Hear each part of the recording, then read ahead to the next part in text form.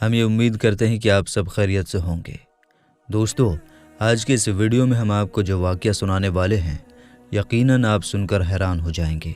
जी हाँ दोस्तों, ये वाक़या है एक हिंदू लड़की का जो छुपकर अपने पति से कुरान पाक पढ़ा करती थी। लेकिन जब एक दिन उसके पति को ये पता चला कि मेरी पत्नी छुपकर कुरान पाक पढ़ती है, दूसरे मज़हब को उसने अपना लिया है, तो उसका पति उसके साथ क्या करता है, ये जानकर आप लोग हैरान हो जाएंगे। जी हाँ दोस्तों, ये वाक़या बिल्कुल सच्चा बताया जा रहा है और बताया जाता है कि यह वाक़या उत्तर प्रदेश के एक छोटे से गांव का है। वही उत्तर प्रदेश जहां के मुख्यमंत्री योगी आदित्यनाथ हैं। जी हाँ दोस्तों, और ये वाक़या बिल्कुल सच्चा है और ये इबरत के तौर पर आपको बताया जा रहा है। इसको गौर से सुनें और समझें। तो वीडियो शुरू करने से पहले आपसे रिक्वेस्ट करते हैं कि अगर आप हमारे चैनल तहसील-ए-इल्म पर पहली बार आए हैं तो हमारे चैनल तहसील-ए-इल्म को सब्सक्राइब कर लें और साथ ही लगे बेल नोटिफिकेशन को ज़रूर ऑन कर लीजिए ताकि हमारी इसी तरह की वीडियो आपको सबसे पहले मिल सके। तो चलिए बिना किसी देरी के हम अपनी वीडियो में आगे बढ़ते हैं। तो मेरे दोस्तों, जैसा कि आपको मैंने पहले बताया कि यह वाक़या उत्तर प्रदेश के एक छोटे से गाँव का है। यहाँ पर एक गैर मुस्लिम और मुस्लिम का घर पास पास में था, यानी कि आमने सामने था।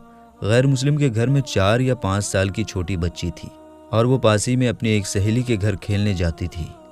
जिस तरह से आम घरों के बच्चे अपने आसपास खेलने जाया करते हैं, वैसे ही ये बच्ची भी अपने पास के घर में खेलने जाती थी। जिस बच्ची के साथ में ये खेलने जाती थी वो बच्ची मुसलमान थी और उसकी वालिदा अपने घर में बच्चों को कुरान मजीद पढ़ाना सिखाती थी। इसलिए वो लड़की कुछ देर तो अपनी सहेली के साथ में खेलती थी।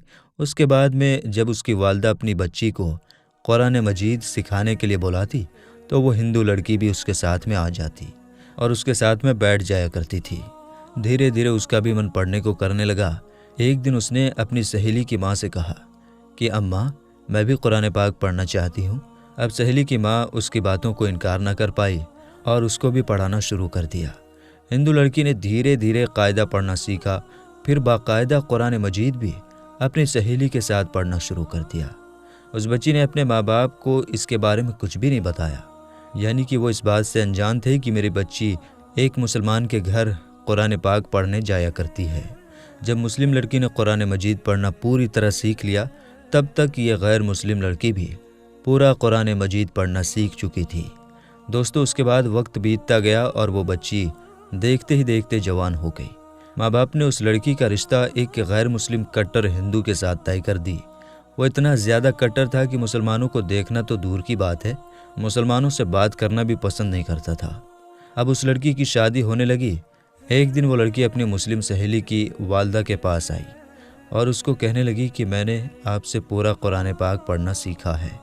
मैंने दिल ही दिल में कलमा भी पढ़ लिया है, मगर मैं इसके बारे में अपने घर वालों को भी नहीं बता सकती और अपने उससे होने वाले पति को भी नहीं बता सकती। अगर मैंने इन सब को ये बता दिया तो या तो वो मेरा कत्ल कर देंगे या फिर मुझे घर से बाहर फेंक देंगे। अब मेरी शादी भी एक ऐसे इंसान के साथ होने जा रही है जो मुसलमानों को देखना भी नहीं चाहता। ये सुनकर उसकी सहेली की वालिदा ने कहा, बेटी, अगर तुझको कुरान पाक से सच्ची मोहब्बत है तो अल्लाह पाक पर भरोसा रखो। अल्लाह पाक तुम्हारे ईमान को ज़ाया होने से ज़रूर बचा लेगा। उसके बाद में सहेली की वालिदा ने उसके लिए शादी का एक तोहफ़ा तैयार किया।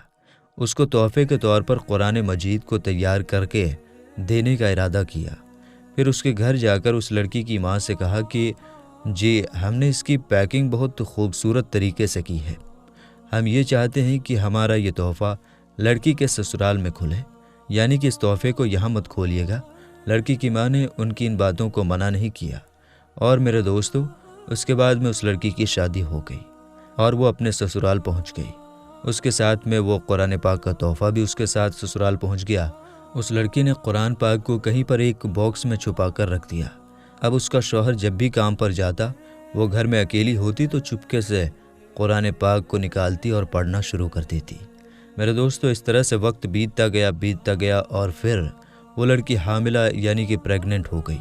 अब वो ये सोचने लगी कि मैंने तो अपने ईमान को छुपाया है, जब पति घर पर नहीं होते तो मैं कुरान पाक पढ़ लेती हूँ, मगर मैं मेरे इस बच्चे का क्या करूँगी, मेरे बच्चे के ईमान का क्या होगा।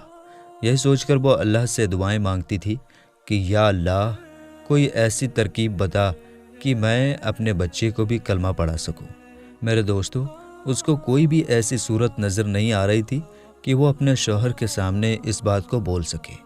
मगर अल्लाह की शान देखें, एक दिन उसका पति बहुत ज़्यादा बीमार हो गया और वो हॉस्पिटल में अपना टेस्ट कराने पहुंच गया।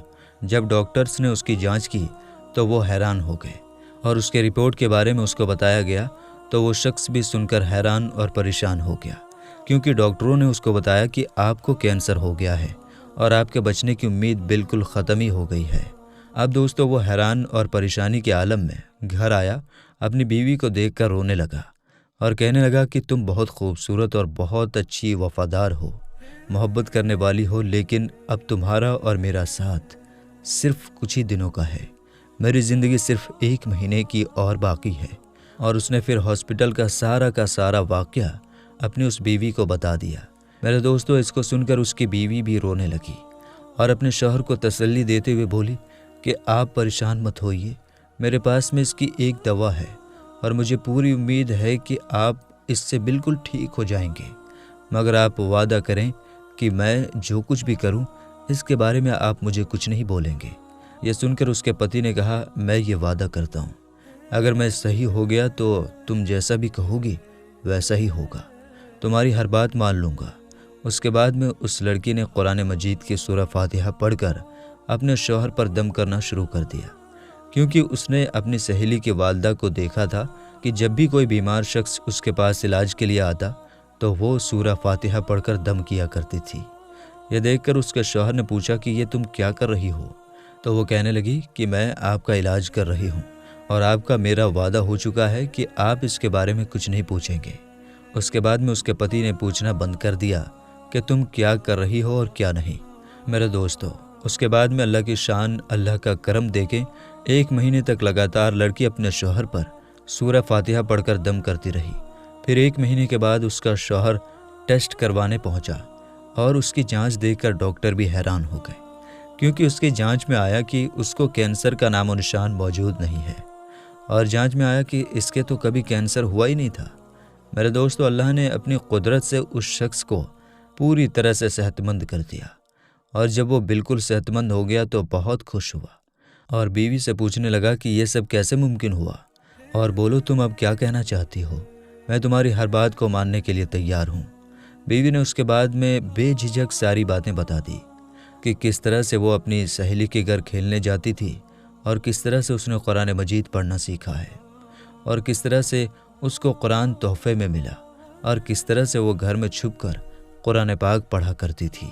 उसके बाद में उसने अपने शौहर से कहा कि अब तुम भी कलमा पढ़ लो और मुसलमान हो जाओ। अब शौहर उसकी बात को मना नहीं कर सकता था, क्योंकि उसने वादा तो कर लिया था। अब उसने कलमा पढ़ लिया और मुसलमान हो गया। दोस्तों, उसके बाद में उस औरत के यहाँ बेटा पैदा हुआ और वो भी मुसलमान पैदा हुआ, मतलब कि अब ये पूरी फैमिली मुसलमान थी। मगर अभी भी उनको डर इस बात का था कि अगर इसके बारे में हमारे आसपास या घर वालों, परिवार और समाज के लोगों को बताएंगे तो वो उनको मार डालेंगे। शौहर ने बीवी से कहा कि इसकी चिंता तुम मत करो, इसका इंतज़ाम मैं करता हूँ। उसके बाद में उसने अपनी जॉब के लिए सऊदी अरब की एक कंपनी के लिए अप्लाई कर दिया और अल्लाह की कुदरत से उनका जॉब सऊदी अरब की एक अच्छी कंपनी में लग गया। अब वो लड़की बीवी बच्चों को लेकर सऊदी अरब चला गया और बाकी की तमाम ज़िंदगी सऊदी अरब में गुजारने लगा। वहाँ पर वो कुरान पाक भी पढ़ने लगा, नमाज भी 5 वक्त की पढ़ने लगा। और मेरे दोस्तों, ये अल्लाह की शान है कि अल्लाह जिसको चाहे उसकी ज़िंदगी संवार दे और जिसको चाहे बिगाड़ दे। मेरे दोस्तों, अल्लाह तबारक व तआला से दुआ करते हैं कि अल्लाह पाक हम सबको कुरान मजीद पढ़ने और उस पर अमल करने की तौफीक अता फरमाए। आमीन या रब्बुल आलमीन।